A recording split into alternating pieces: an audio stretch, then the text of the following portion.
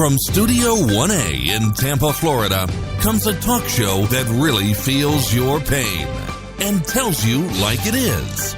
We love America and all that freedom-loving Americans want to protect.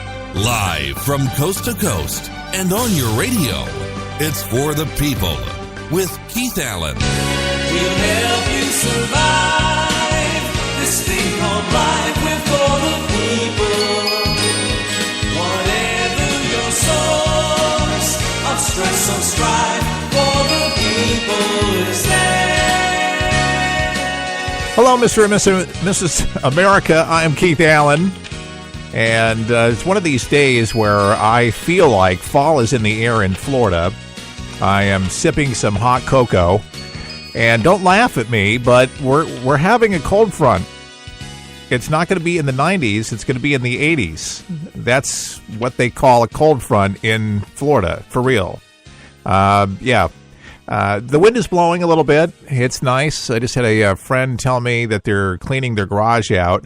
They are in northern Georgia, and it is chilly over there, and they have the mountain effect and all of that stuff going on there. So I can bet you they're probably experiencing that fall weather greater than I. I like Florida. I like the weather here, and I got kids, so it just works out. Love traveling to different places and experiencing snow for a minute.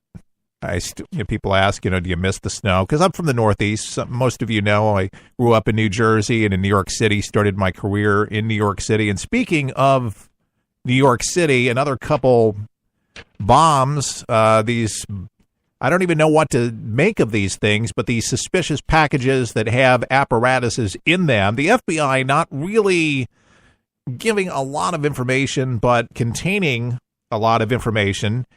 Retrieving, and these very interesting containment vessels that you're seeing in images on television and seeing them on radio. And these things are really pretty badass, if I can say it. I can get away with saying that? That's okay? All right. Well, this package was placed, one of them, and I was just amazed. This large spear attached to an NYPD truck, and if the bomb was to explode in there, they say that the pressure would bleed off through a series of small vents. But, the important thing is that all the fragmentation that would be more or less associated with it from the blast pressure and the shock waves, it's all contained in that vessel. And so each time they find something like a De Niro's restaurant or a Time Warner and Maxine Waters, they have this containment truck everywhere. All major cities, and if they don't have one, they secure one and they drive one in. But whoever is doing this, this is ideological. There's just no doubt about it. I mean, certainly has a beef with the Dems. And what's very unfair about the whole matter is the blaming, and this has been going on, this is nothing new, the blame game with CNN, accusatory comments that Donald Trump is somehow behind this because of his rally. Somehow Donald Trump has angered somebody to be able to do these ludicrous things, these terrorizing events that are really taxing up the FBI and Quantico and local law enforcement officials, etc. I mean, we got hundreds of thousands of people literally working on this, and I just think it's so unproductive at this time that Trump is getting, these comments made by CNN and others blaming him for the current spat of these bombs and ridiculously comparing this to September 11th and the Oklahoma City bombing. And yet when I criticize them, they go wild and scream, it's just not presidential. This is Donald Trump quoting. Pipe bombs were sent to Trump critics, including Barack Obama, Hillary Clinton, the ex-CIA director John Brennan. But as all the stories say, if you read about it and you do any research, they did not explode. And the peculiar big writing on the packages, as if they wanted to get caught. Here I am. Look for me. It really goes without saying that whoever is doing this apparently for right now at least, with this second wave of bomb scares, is that they're not wanting to hurt anybody, at least at this point. And that all could change. That all can change. Now, apparently, wherever these things are being sent out from, they believe it, of all places, the state of Florida, South Florida. They believe that they've got it narrowed down to South Florida. And they believe that they'll have this suspect or suspects. You know, it could be one person. It could be a male, female. We just don't know. A group. I suspect, and I just have a hunch, that there is more than one person involved with this. I think there's a group of people that are doing this, and I think they're being very smart about it. As many people criticize, the bombs are going off, they're amateurs. Well, thank God if they are amateurs. Thank God that the bombs are not going off. Don't be so critical. But sending a message, obviously. Now, whoever is doing this, and if they do get busted, which really would baffle me just with the amount of manpower that's on the job right now, that they wouldn't find them. But they're going to do life in prison. Nobody's died, so they can't get them for murder or anything like that, but they can spend certainly a lifetime in prison for terror-related crimes and then using the mail for these devices. It is amazing to listen to those who do forensics for a living. They comb through these particulars, and they say that they believe that there's got to be some traces of DNA somewhere inside these packages. And they've collected, 11 or 12 of them now up to this hour. And hopefully there's not more, but it just seems the way that things are going, there's going to be... De Niro's home yesterday. He lives above the restaurant. And, because De Niro is critical of the president. Cory Booker, Maxine Waters, Obama, Clinton. I mean, there's a theme that's going here. It was this morning, Booker declined to comment on a package that was delivered for him. They had some bomb-sniffing dogs that were seen at Booker's Camden, New Jersey office. But, there was a package that was sent over there. A package was found in Florida today, appeared to be similar to what others were sent, according to the FBI. And then another one in Manhattan today. So these are popping all over the country here. Popping all over. James Clapper, the New Jersey Senator Cory Booker, 11th and 12th such parcels sent to top Democratic political figures. And were recovered in New York and Florida on Friday, according to the NYPD sources and the FBI. This is the latest from The Wire. Homeland Security Secretary Nielsen said on the story with Martha McCullum that some of the packages originated in Florida, like I said, but investigators wouldn't say whether they believe the suspect or suspects were still in the state. So that's very interesting. I would think, if you didn't want to get caught, you probably would be on the run. And so I am praying that they find them. Like I say, this is taxing.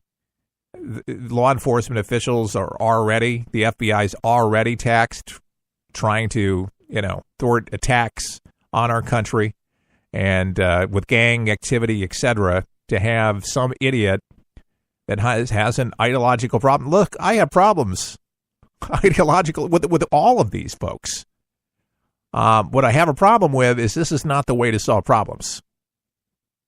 We have an election coming up, and that's the way we Americans, we go to the polls and we vote who we know will get the job done effectively and matches up to the way we see things.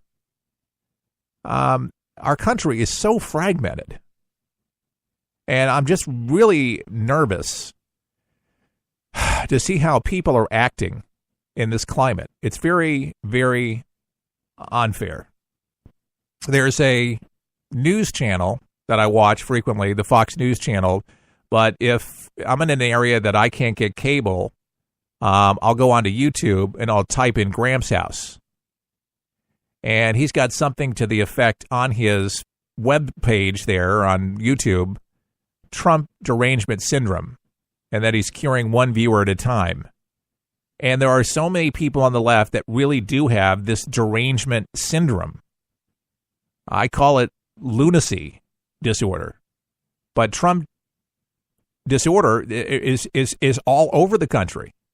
And people just can't get past that. They can't see past that. They can't see any of the good policies or the good doings of this president at all whatsoever. It doesn't matter.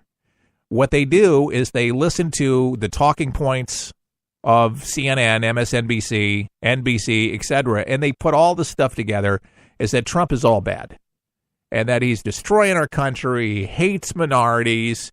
He hates Latinos. He hates homosexuals. I mean, this is the narrative, that he hates all these people.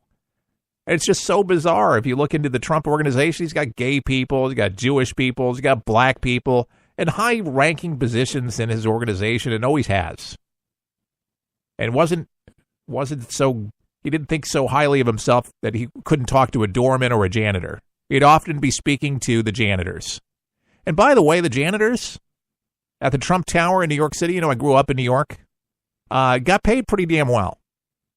You didn't hear anybody on News 4 New York, WNYW, anybody complaining that Trump stiffed, their check, didn't pay their whatever the salary was. But it was always good to them.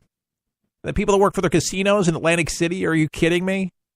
We're happy to work for Donald Trump and for his organization. He made money and he paid money.